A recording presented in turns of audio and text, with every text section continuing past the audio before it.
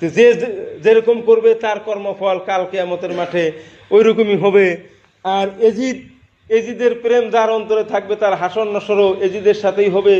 আর ইমাম হুসাইন রাদিয়াল্লাহু তাআলা আনহুর একমাত্র কলিজার টুকরা রেখে যাওয়া আওলাদ হযরত জয়নুল আবেদিন সহ ইমাম হুসাইনের একটা বোন ছিলেন হযরতে জয়নব রাদিয়াল্লাহু তাআলা আনহু।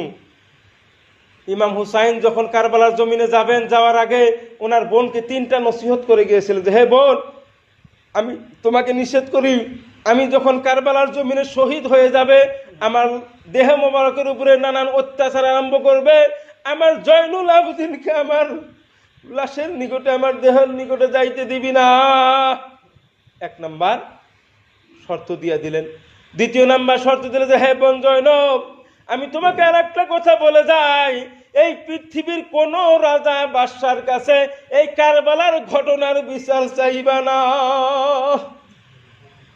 3 নম্বরে ইমাম হুসাইন রাদিয়াল্লাহু তাআলা আনহু হযরত জয়নবকে বলে গেলেন, হে বোন, 3 নম্বর শর্ত হলো এটা, কোন প্রকারে যদি মদিনায় যাইতে পারো, আমার দয়ার নবীজির রওজা মোবারকের সামনে যায়া কারবালার ঘটনা শুরু থেকে শেষ পর্যন্ত বর্ণনা করবা।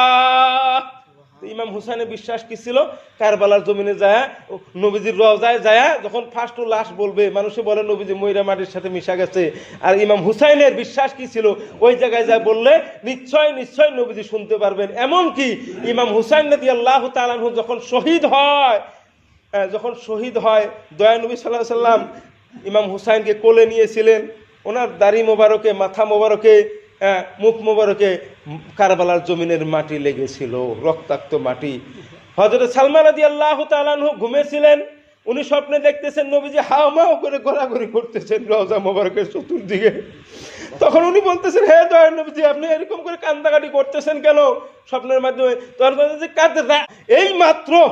এই মাত্র মানে এই এখনই ইমাম হুসাইন শহীদ বরণ করলো। সুবহানাল্লাহ। নবীজি বলেন নাই যে আমি দেখে আসলাম, এটাও বলেন নাই যে এই মাত্র কাদ রাআইতু, মানে এই মাত্র ইমাম হুসাইন শহীদ বরণ করলো।